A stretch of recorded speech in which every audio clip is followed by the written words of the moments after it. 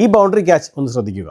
ഈ fielder ball വരുന്നത് കണ്ട് ബൗണ്ടറിയുടെ വെളിയിലേക്ക് ഇറങ്ങി അവിടെ നിന്ന് ഉയർന്നു ചാടി എയറിൽ നിന്നുകൊണ്ട് ബോൾ മുകളിലേക്ക് തട്ടുന്നു. എന്നിട്ട് ബൗണ്ടറിക്ക് വെളിയിൽ തന്നെ ലാൻഡ് ചെയ്തതിന് ശേഷം അവിടെ നിന്നും ഉയർന്നു ചാടി എയറിലുള്ള ബോൾ പിന്നെയും മുകളിലേക്ക് തട്ടുന്നു. അവിടെ നിന്ന് ചാടി ഉയർന്ന് ബോൾ പിടിച്ച് പിന്നെയും മുകളിലേക്ക് എറിയുന്നു. അതവിടെ നിൽക്കട്ടെ. അവിടെ നിന്ന് അയാൾ ബോൾ വീണ്ടും തട്ടുമ്പോൾ ആ ബോൾ ബൗണ്ടറിയുടെ ഉള്ളിലേക്കാണ് പോകുന്നത്. ബൗണ്ടറി ലൈനിനുള്ളിലുള്ള ഒരു ഫീൽഡർ അത് സേഫായി കൈപ്പിടിയിൽ ഒതുക്കുന്നു. ഇതൊരു ഫെയർ ക്യാച്ച് ആണോ? അല്ല. കാരണം എന്താണ്? റിവൈൻഡ് അടിക്കാം. ഇയാളുടെ ഒരുപാട് ചാട്ടങ്ങൾ നമ്മൾ കണ്ടു. പക്ഷേ ഈ ഒരു ചാട്ടവും നോക്കേണ്ടതില്ല. കാരണം ഇയാൾ ബോൾ ടച്ച് ചെയ്യാനായി ആദ്യമായി ചാടി ഉയരുന്നത് ബൗണ്ടറിയുടെ വെളിയിൽ നിന്നാണ്. അതോടെ കഴിഞ്ഞു.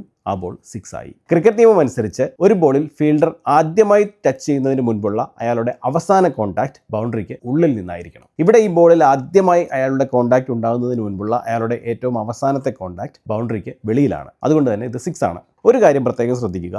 ആദ്യമായി ഇയാൾ ടച്ച് ചെയ്യുന്നതിന് മുൻപ് ഇയാളുടെ കോൺടാക്ട് ഗ്രൗണ്ടിന് വെളിയിൽ ഉണ്ടാവുകയാണെങ്കിൽ അയാൾ അഥവാ ബൗണ്ടറി ലൈനിലെങ്ങാനും ടച്ച് ചെയ്യുകയോ ചവിട്ടുകയോ ബൗണ്ടറി ലൈനിന് വെളിയിൽ ഇറങ്ങുകയോ മറ്റോ ചെയ്യുകയാണെങ്കിൽ പോലും ബോളിൽ ആദ്യമായി ടച്ച് ചെയ്യുന്നതിന് മുൻപ് അയാൾ തിരിച്ച് ബൗണ്ടറി ലൈനിനുള്ളിൽ വന്നതിന് ശേഷം ബോളിൽ ടച്ച് ചെയ്താൽ മതി, അല്ലെങ്കിൽ ബോൾ പിടിച്ചാൽ മതി. അതായത് ബോളുമായി ആദ്യമായി കോൺടാക്ട് ഉണ്ടാകുന്നതിന് മുൻപുള്ള അയാളുടെ അവസാന കോൺടാക്ട് ഗ്രൗണ്ടിനുള്ളിൽ നിന്ന് ആയാൽ മതി. ഇത് ഇപ്പോൾ നിലവിൽ വന്ന മാറ്റം അല്ല. ഒരുപാട് വർഷങ്ങളായി ഈ നിയമം ഇങ്ങനെ തന്നെയാണ്. ഈയിടെയെല്ലാം മാറ്റം വന്നത് ഈ ആദ്യ ടച്ചിന് ശേഷം ബൗണ്ടറിക്ക് വെളിയിൽ പോയ ശേഷം പിന്നെ നടക്കുന്ന കാര്യങ്ങളിലാണ്. ഇത് പണ്ടും ഇപ്പോഴും എല്ലാം 6 തന്നെയാണ്.